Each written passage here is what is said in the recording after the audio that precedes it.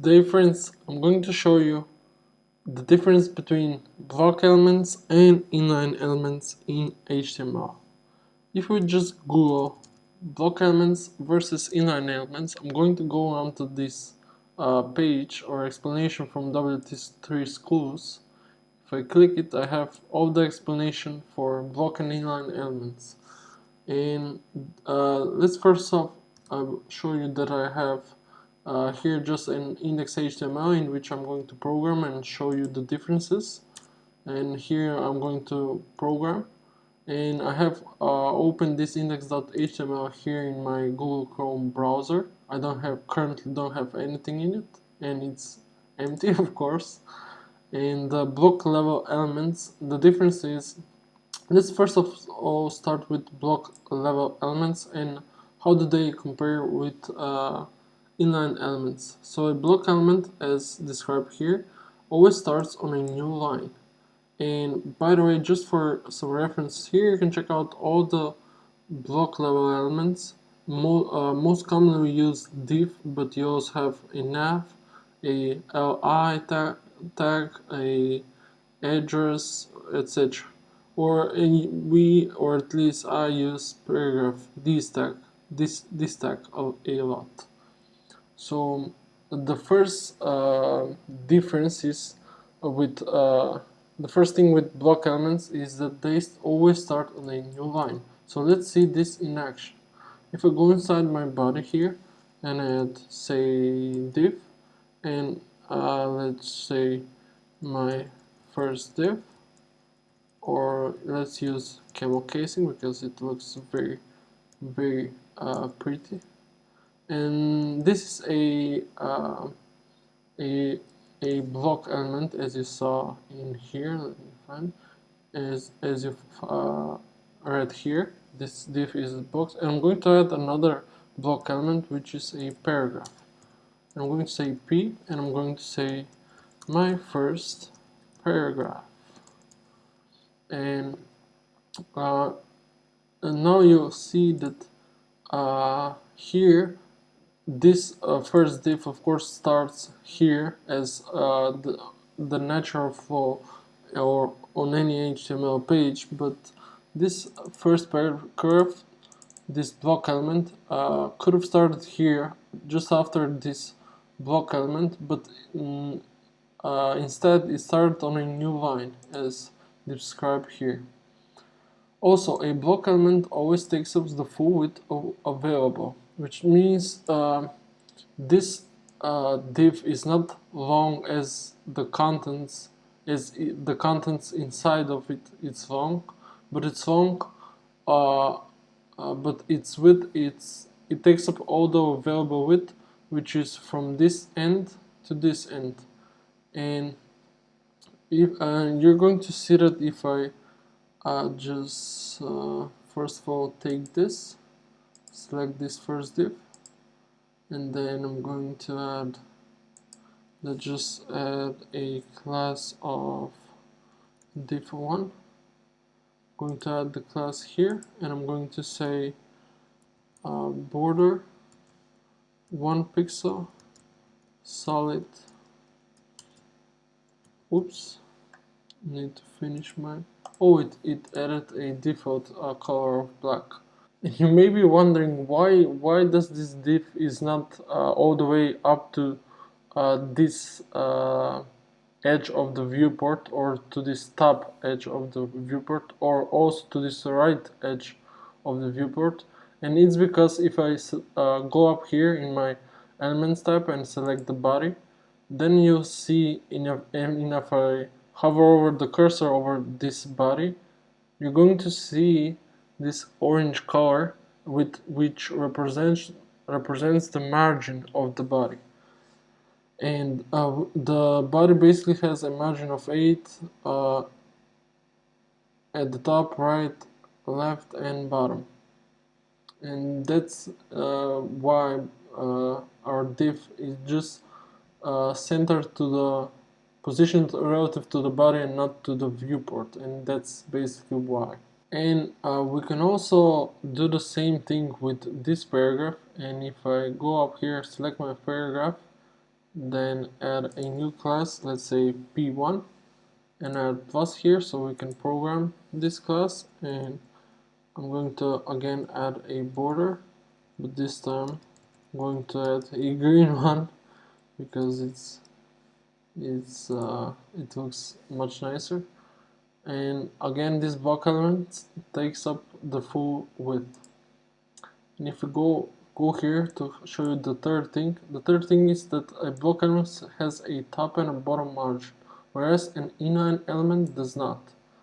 So let's just go here, and if I now again select this first paragraph, and let's just try to add a top margin, because it says it has a top and a bottom margin, whereas an inline element does not.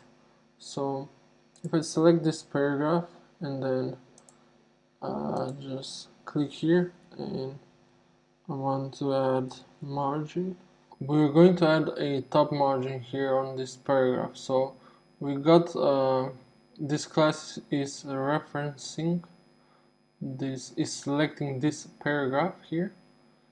We added this automatically by using this Google Chrome very amazing tools.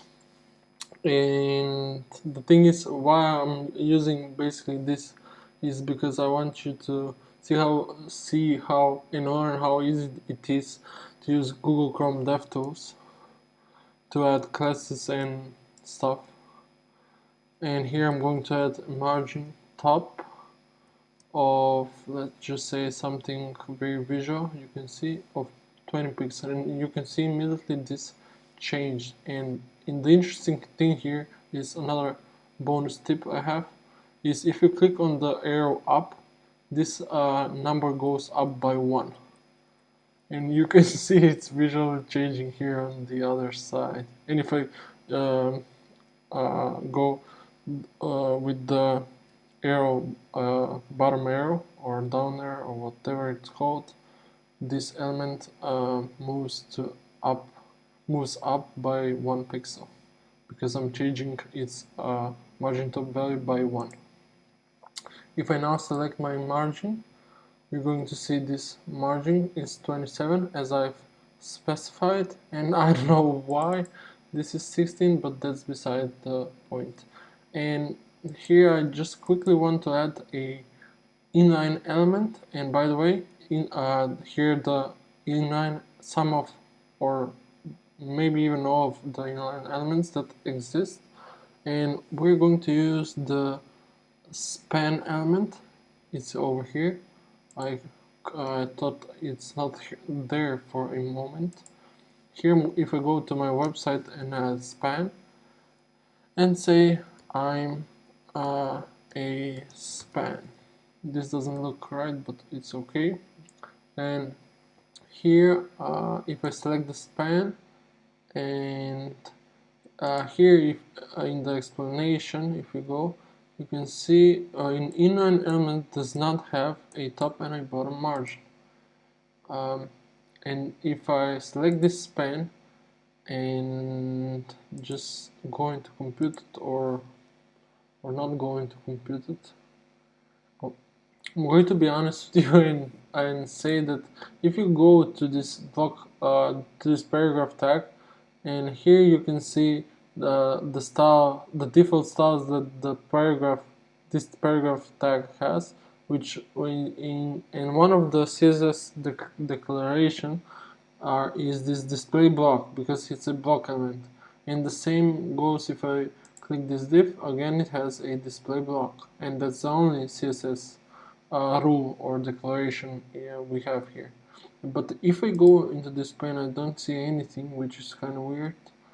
But now I'm going to add a class, and this span by default is inline, and we're going to change it. And whoops, actually we're not going to change it, and try to add a top margin. Let's just say margin top and say 50 pixels. And whoops, and I didn't press enter. Margin top 50 pixels. Bam, bam, bam. And I don't see any visual nothing has changed. And if I go into the span, see, even here it says it has a margin of 50, but it doesn't show here, and that's because it's an inline element, even though here it doesn't say display inline. Even though there it doesn't say display inline, I'm going to now change its display property to block, and immediately you can see this margin top did take effect. If I disable it, this span goes to bottom, and I've enabled it, and even if I select this span or this margin, you can see this orange at the top. It's the 50 pixels margin I've added to this plan, and it only works because it's now display block. If I disable this CSS row, I'm going to see my margin does not work anymore because now it's an inline element. Now if I go up to the bottom, we have inline elements, and with inline elements the difference is they don't start on a new line. And if I go here and I can add another span here, and let's just say span 2, and here I want to say, let's make this really simple and say span 1. If I save this, as you can see, I've got two spans next to each other, and this span 2 did not start on a new line. But if I select this span 2 and add a class, and actually I'm going to add a class of span 2 to it, click here to add this class and say display block. This span will go immediately on the new line because it's display block and not display inline. But if I disable it, it does not start on a new line. So you can manipulate the display properties of any HTML tag, but by default they're inline and elements that does not start on a new line, and block elements that does start on a new line. And an inline element, it takes up as much width as necessary, or as much width as its contents take. So if I select this span and add a class of span 1 like this, and say border, and give it 1 pixel solid border of red, let's say, its width is exactly as in the width of its contents. If I add more text to this first span, it's going to take up, and we lost our whoops, we lost our CSS. That's why you shouldn't probably. Let's just add again so you can see that the width is the same. And I'm going to add, say, BAME, and add span 1. I'm going to add, and I'm going to say border again, pixel solid red. And here the width has changed because now the width of the contents is bigger, and that's why this span is also bigger. That's the second thing about inline elements. What else? And that's pretty much it.